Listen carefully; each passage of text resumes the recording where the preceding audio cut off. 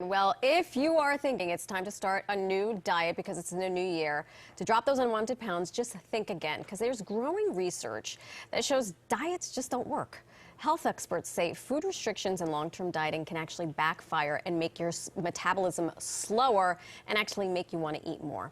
Our next guest is a psychiatrist, neuroscientist, and associate professor at Brown University, and he says people can use brain science instead of fad diets to reshape their eating habits. So let's welcome to the show Dr. Jud Brewer. He's the head of behavioral health at Sharecare, a digital health company. Whew, my brain hurts from saying all those words. Welcome to the program.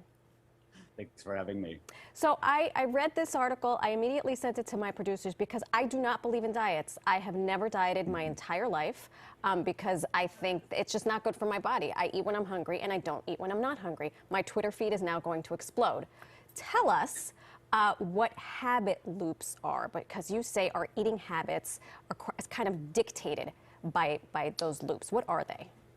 Yeah, this is a basic survival mechanism that helps us, for our ancient ancestors, it was set up to help us remember where food is. It has three elements: a trigger, a behavior, and a result. So for example, if we had to remember where food was, we'd go, foraging on the savannah, we'd find the food, there's the trigger, we'd eat the food, there's the behavior, and then our stomach would send this dopamine signal to our brain that says, remember what you ate and where you found it. So trigger, behavior, reward, so to speak. Now, in modern day, when we're bored, that's a trigger. We go eat. There's the behavior, and then it helps us not feel bored, or when we're stressed or whatever. So we can see how in modern day these habit loops are at play when we're not hungry, and that's not helpful.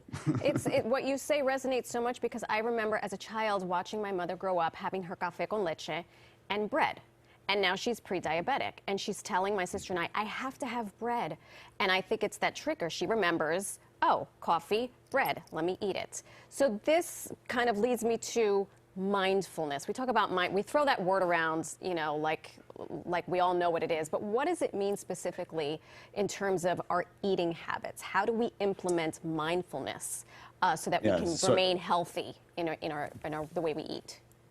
Yeah, so I think of it as two components: awareness and an attitude of curiosity. So when we are noticing that we have an urge to eat something, we can bring awareness and ask ourselves, oh, am I actually hungry right now? Or as we're eating, we can ask ourselves, oh, am I just mindlessly eating and eating until the plate is empty, that plate club that we all remember?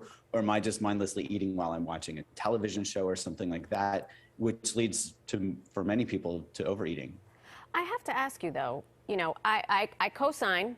I've read Burn, I get it, but people diet, and people do change their habits. They change the way they look, the way they feel, their waistlines thin down. So there has to be something to dieting, yes? Or am I completely out of it? Because it's a huge industry that makes a ton of money, and people co-sign every single day. Yeah, you've just highlighted it, where there's a multi-billion-dollar industry that says, yeah, you have to diet. Just make sure you have more calories out than calories in. And the problem is that that's not how our brains work. And so they can say, well, you failed the program. The program is correct, because more calories out than in is a medically, it's a medical fact that if you don't eat as many calories, you're going to lose weight.